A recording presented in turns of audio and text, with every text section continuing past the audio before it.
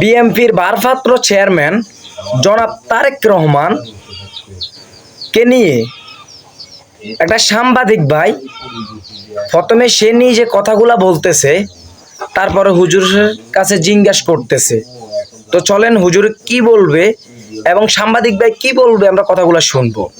একজন প্রাইম মিনিস্টারের মিনিমাম তার প্রোটোকল নিয়ে চলা উচিত, কারণ আমাদের উপমহাদেশের ইতিহাস ভালো নয়। আমরা পূর্বে দেখেছি বিভিন্ন সরকার প্রধানকে কিভাবে মেরে ফেলা হয়েছে। সেই জায়গা থেকে তারেক রহমানের আরেকটু সচেতনভাবে চলাফেরা করা উচিত কিনা আপনি কি মনে করেন?